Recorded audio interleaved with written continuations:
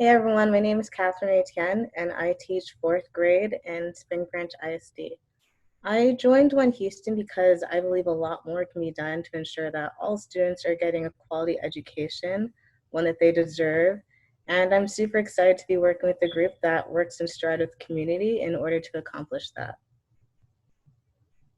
And hi, everyone.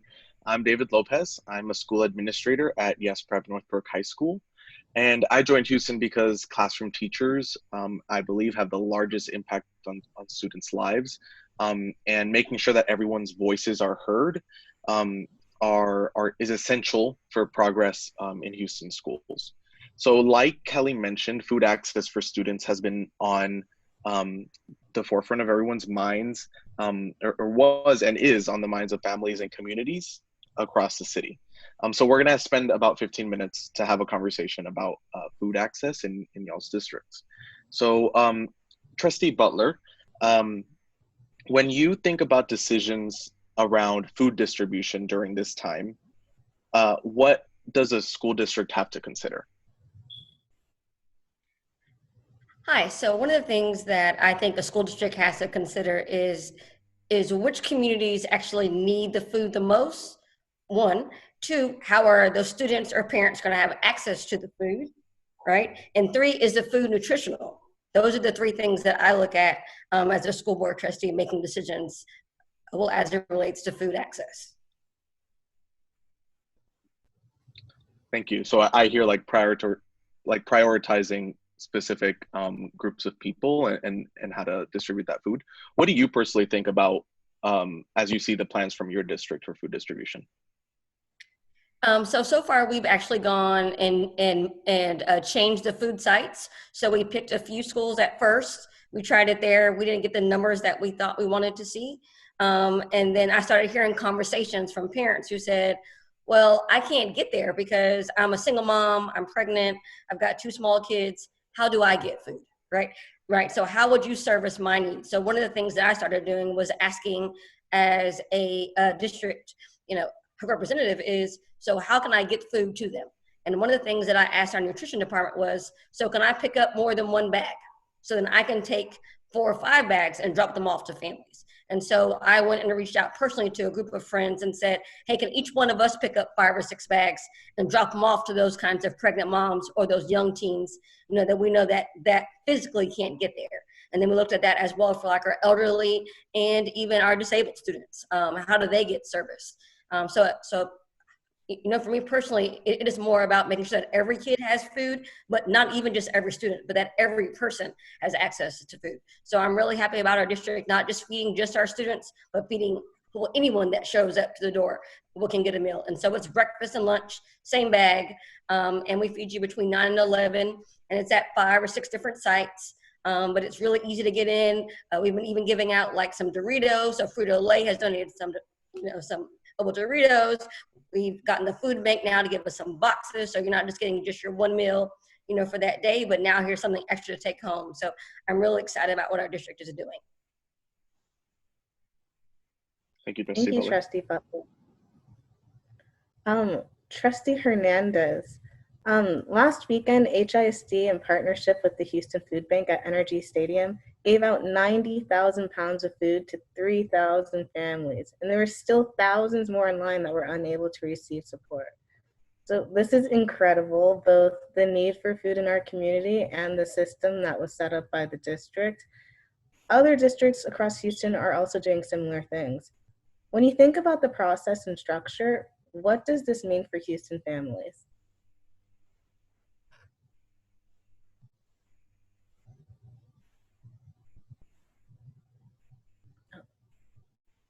Your microphone is. I think that this has taught us a lot and has taught our families a lot that, schools are not just there for education.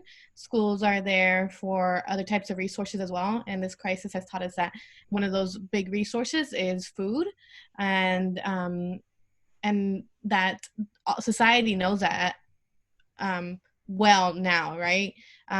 So how can we make sure that we are a resource not only for food, but wraparound services in general as well, because we know that schools are not just there for education. Thank you. Like, so what does this mean for you? The food distribution? Yeah, it's like the whole situation with, yes, food distribution and yeah. I think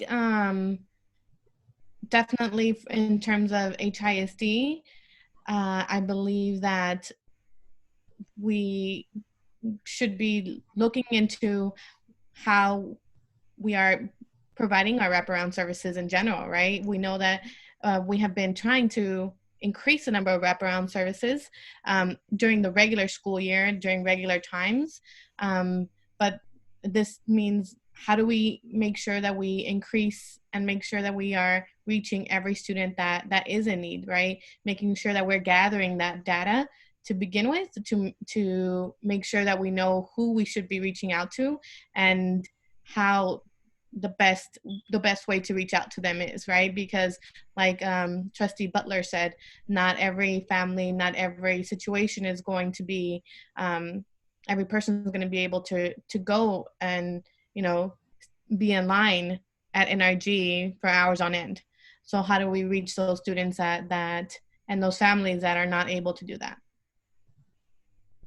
Thank you. So during all of this, like, who did you collaborate with? Like, who's the team working on this?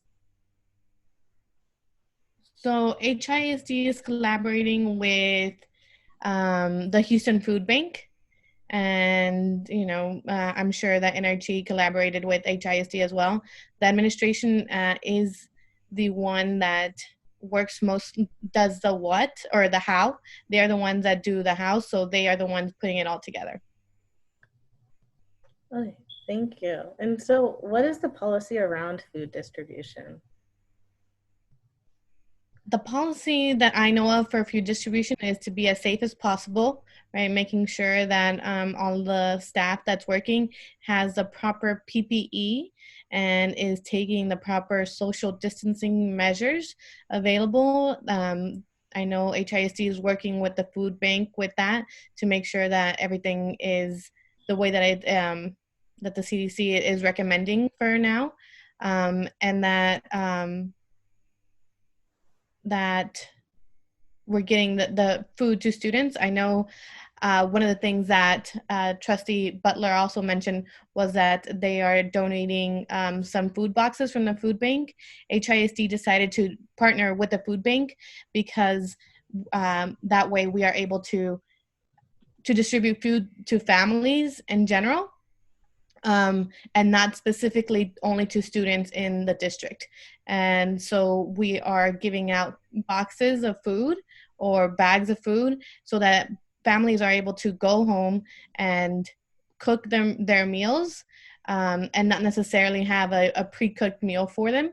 And hopefully that brings them together at home and they have a little bit more flexibility in what they are able to eat.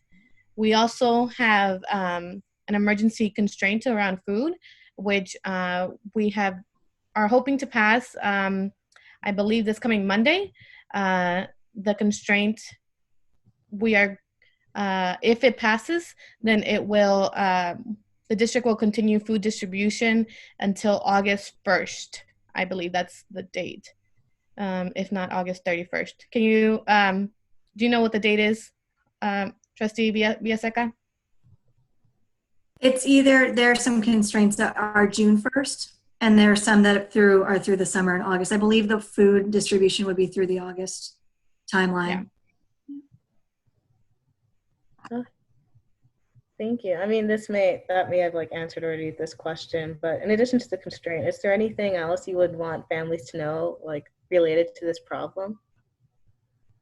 I feel like I would want families to know that we are with them, that we are going to do everything in our power to make sure that not only students are fed, but that families are able to have food as well, because we know feeding the child doesn't, it's like the whole, what we keep on hearing, with the airplane, if you put the mask on the child first, then you need to take care of yourself first.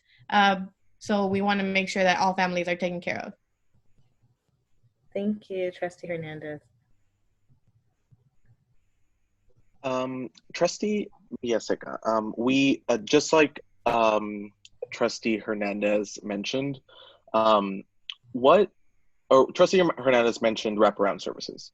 What would we need, in your opinion, to make sure wraparound services can be expanded and protected?